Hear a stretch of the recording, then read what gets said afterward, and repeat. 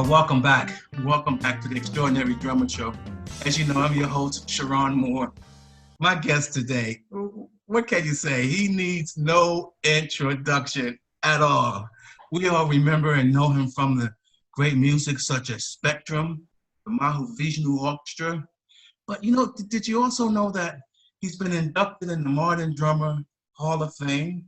He's also been inducted in the Classic Drummers Hall of Fame. All Music acclaimed him as Fusion's greatest drummer. Will you help me welcome my guest today? Billy Cobham. Hey, Billy. Hey, good morning, Billy. everybody. How you like that big build-up, Billy? I'm deflated. No, you don't have to play after that. Bada bing, bada boom, you know. How you doing, man? Okay, you know, just still trying to make it, taking life one step at a time. How you holding up with this COVID and everything? Is it hitting you guys over there? I'm very, I get emotional about it because I see what's happening around me here. It's a little country, but I got to tell you, the only time I see a mask is when we have to be on a bus or on the train or in a plane or in a small environment, a small shop or something like that. But again, it's a small country. We've got about 15 million people here. That's not even the size of New York City, but there you go. You're originally from Panama, is that right? Yes, sir. Yes, sir. Yeah. And your father was a musician? Yes, but he was a mathematician as well. Oh, didn't know that. Oh, see, they both go together. He never studied a note in his life. Billy, I read somewhere where you started playing drums at 8 years old. Thereabouts, yeah. That was with my dad. It was kind of like a joke. It started off maybe even 6. Sometimes we needed extra money, so we'd go out, and he'd bring me along. He said, "There's a drum set up there, man. Just sit down there and see what you can do," you know, just to take a little bit of the weight off my mom. So I'd go and just try to play a little bit. And it became something, not what was unique about it, I think, for him, was that I wasn't banging away. I was watching. I was trying to emulate, of all people, Sonny Payne was one of my favorite drummers. And the TV set, of course, black and white. And on the Ed Sullivan Show back then, which was a major television show back then, this guy, Ed Sullivan, was the master of ceremonies. He brought on the Basie band. And in that band was this guy whom I never met personally, but I will never forget him, Sonny Payne, who was playing on a drum set that I always will remember as being a bass drum, a snare drum, hi-hat, a floor tom, a ride cymbal, and a crash cymbal. That's it. He didn't have anything else. And he was powering up 17 pieces, man. People that I would only get to meet 20 years later. Billy, do you remember when you got your first drum kit? Yeah, I broke it before Christmas Day was over, because that's all we had. It was a 5 and 10 cents. It was a, what's it called? It wasn't J.C. Penney's. Woolworth's 10 cents store. I can't remember what it was, but it was a drum set. But it was made of nothing, you know. I just, after playing on pots and pans, my mom just said, "We gotta get this boy off she's destroying my pots and pans in the kitchen here. Drive me crazy. Get him something." So they gave me that. And I went back to playing pots and pans by the end of the night, you know. Billy, tell me about St. Catherine's. Oh, Queensman? Queensman, yeah. Okay, that's the point. The drum corps was a great way stop for me because I needed discipline. And the way you got discipline is to compete. And I don't know who brought me there, but it's been a while. 1958, maybe? Billy, tell me about the New York famed High School of Music and Arts. Oh, music, you know, I guess, that's the funniest thing. You're out on the West Coast in the Los Angeles area, right? Mm-hmm. I'm just thinking, yeah, there were some schools out there in LA, but nothing that comes, this is a public school where I went to school. And what makes this public school so unique, I don't know if you recall, maybe in the 90s, there was, maybe even the 80s, there was a series called Fame on TV. Well, the High School of Performing Arts was our sister school, but they were downtown in Manhattan around 47th Street between Broadway and Broadway and 6th Avenue. That was the High School of Performing Arts. The people who came out of that school, I mean, like, let's see, Larry Willis, great jazz pianist. He was 2 years ahead of me. Jimmy Owens was 1 year ahead of me. Eddie Gomez, great jazz bass player, sat next to me in my class, right next to me, literally. And when he finished, when we graduated from in 1962, Eddie wasn't at graduation, nor was I. I was working, and so was he. He was working with Bill Evans. He was a high school kid playing with Bill Evans, and I think Pete LaRocca in the trio. Man, there was so many musicians that went to that school. It was some of the greatest days in my life. We could study come out of school in the spring and sit down on this huge rock. If you were to go go up to Convent Avenue it's still there. You had to go up a hill to get to school every day. I had to leave from Ozone Park in Queens to get to school to I think it was an 8:30 class. And so I was up at 5:30 in the morning, and I had to get to school 5 days a week, not only for class, but sometimes when we had, because I was running track for school. So we had a so-so track team that had to muster out some people for in Van Cortlandt Park for long distance running. And I was freezing my buns off, man. I had to be out there, and I had to run before school, and then we had practice after school. It's like I spent most of my time at school. My mom was thankful because I was out the way. But at the same time, I got a lot done. It was like the wonderful times and special, very, very special period. Tell me about the military service U.S. Army Band. The Army, it started out, well, it's an idea I had, and I'm sure I'm so glad I did. Yeah, I got drafted. I saw it coming. This was Vietnam, so I had an option. I've never been that much of an aggressive person, so I'm not about to just pick up a gun and go and shoot somebody. Especially somebody I can't seem to understand why I'm going to fight, because I don't know what the reason for it is. And as it turned out, as Ali said, he said, why am I going to go fight somebody over there when I need to be fighting somebody over here? And fundamentally, that was it for me. So I said, I'm not going to. But what I could do and stay this side, one step ahead of the sheriff, is if I pass this test to be in the Army Band, then okay, if I got to go overseas, so be it, to be in the Army Band. But as it turned out, I wanted to be in the United States Army Band in Washington.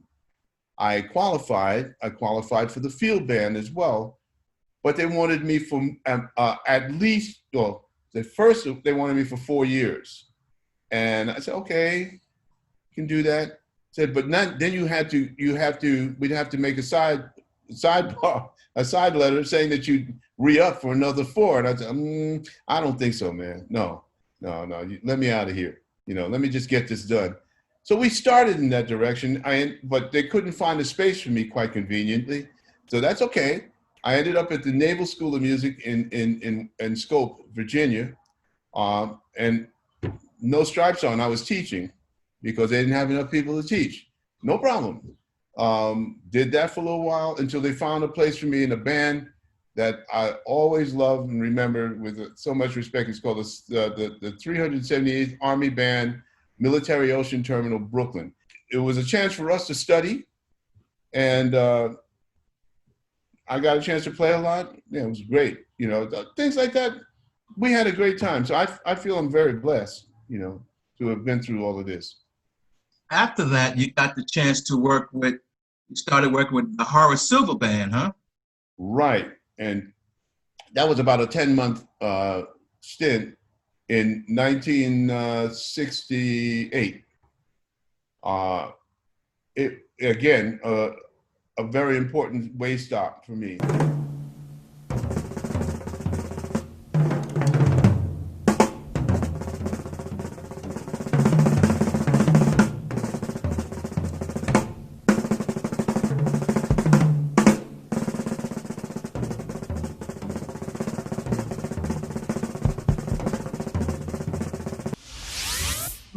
Before I get to my vision, let's talk about Miles Davis.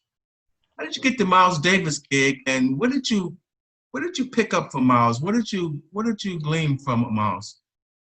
Jack DeJohnette introduced me to Miles at Art DeLugos Village Gate. Jack came to me and said, "Hey, Billy, you know, I'm going to leave Miles, man. What do you think? You take the gig?" I said, "You know, twist my arm, man." You know, so he said, he's gonna come upstairs and check you out. You know, so so I told him about you. I said, okay. And so just playing. I saw him. He saw me. He looked and he left.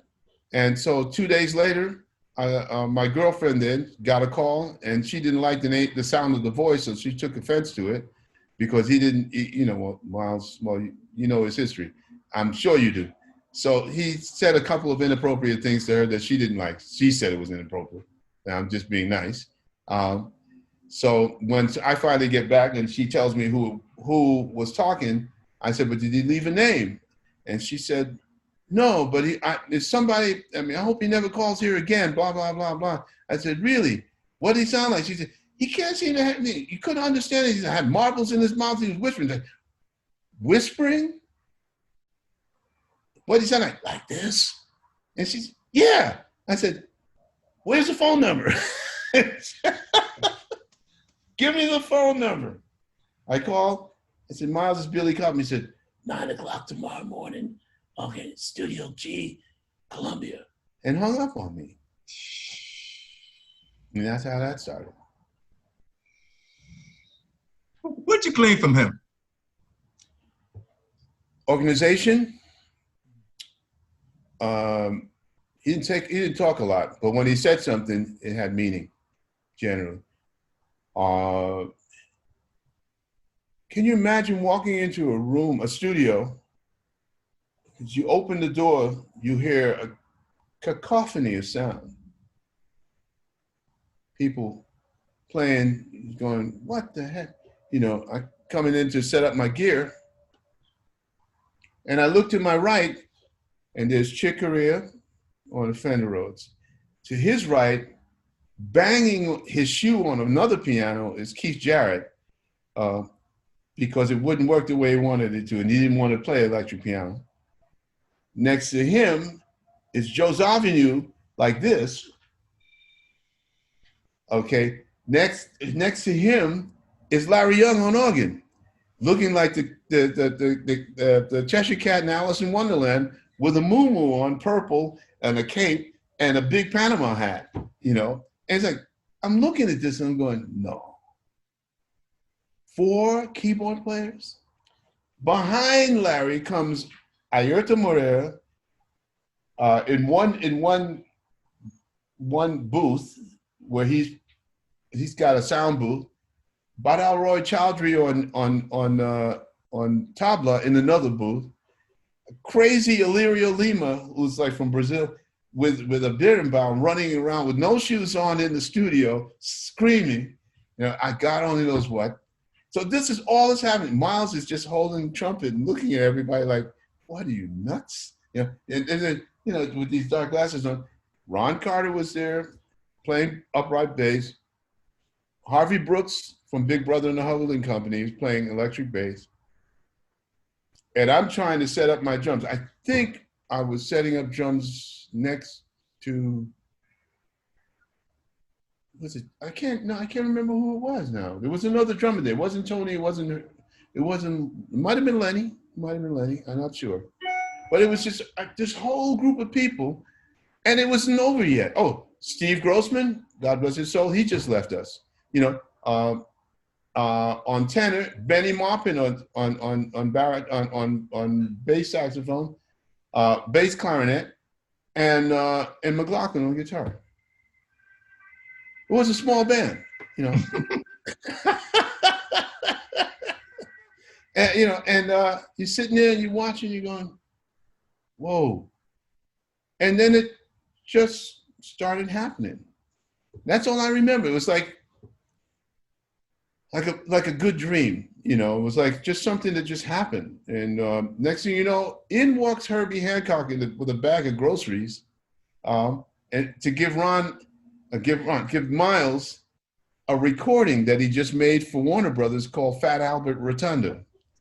All of this was happening at the same time. I'm watching this like fly on the wall going, I don't believe I'm watching this. It can't be real.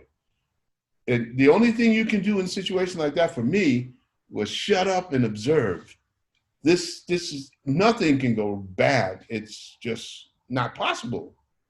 Can't be. I really, really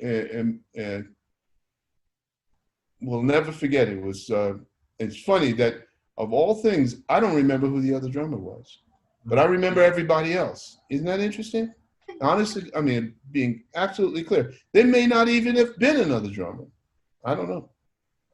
Tell me about the Bitches Brew session. That's it. Oh, that okay. I thought that was it. I was going to ask you, was it the Bitches Brew session? Yeah, man.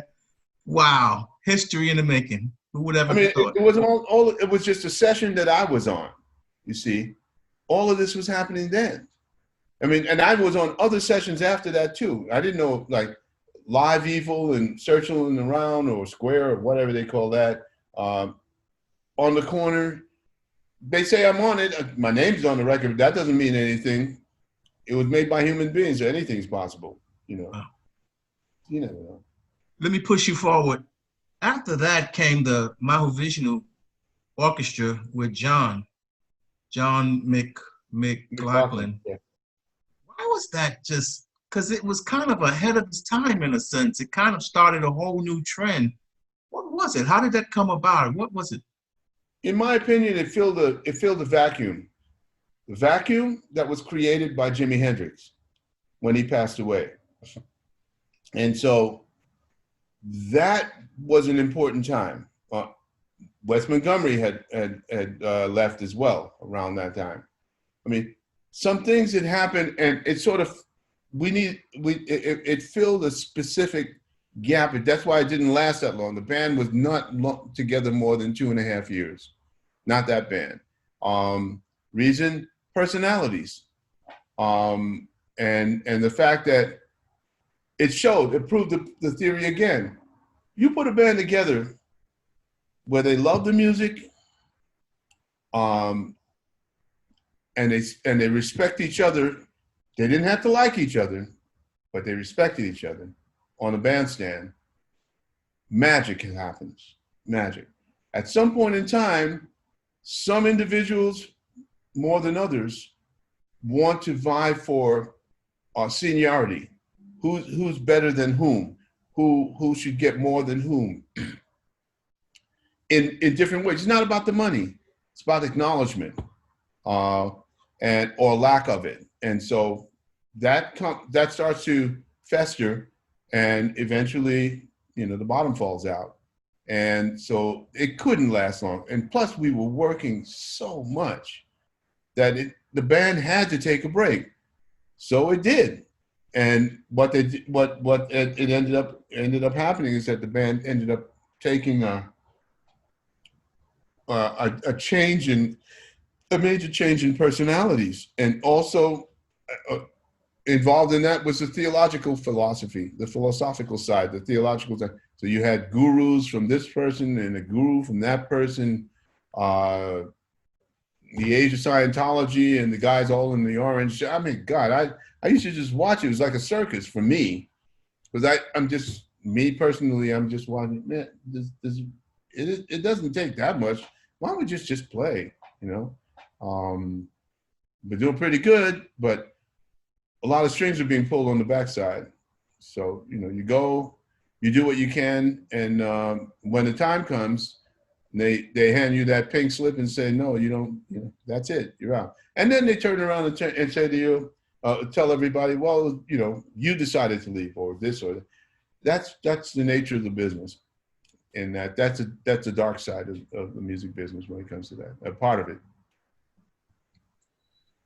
Your next project went #1 on the jazz charts, and I truly believe it just stirred up another whole generation of great drummers. Everybody seemed to come from this project, the Spectrum album. What was your concept on that? What was your approach on that? Desperation. Come on, Billy. I didn't have a gig, you know? And so when I was fired, surprisingly, because I thought that I would be working with Mahavishnu for an extended period of time, I was the last one to find out that I wasn't in the band anymore. So, okay, that's cool. We move on. Can't change that. I don't have the management apparatus and all of that. You know, that's those people. So I thought, well, how am I going to work now?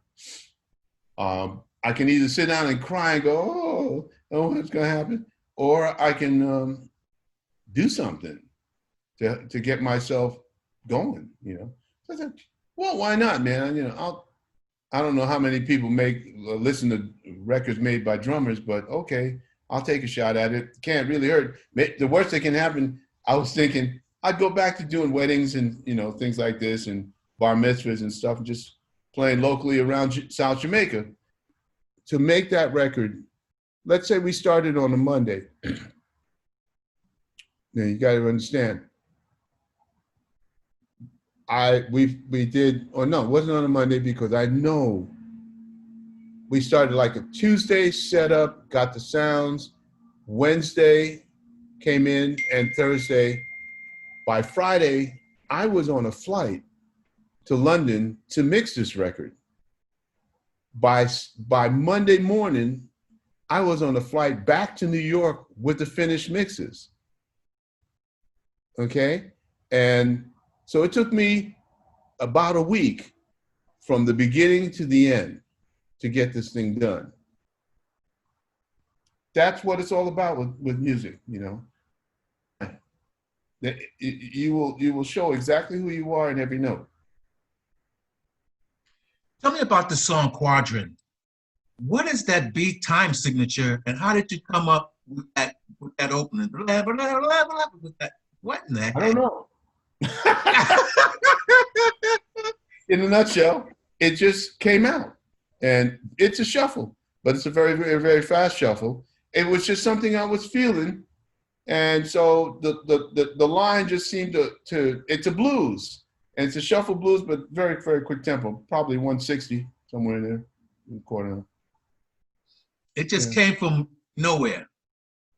I wrote out the chart, but that was the feeling I wanted.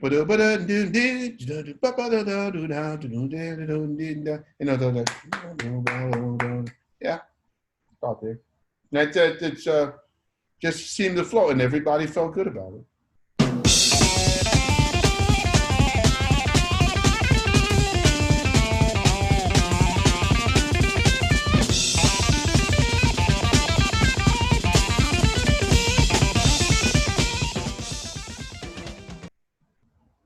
Did you notice what that song did to the drumming community around the world? That every drummer was trying to cop that and probably couldn't cop it. And some guys like myself ran away from it.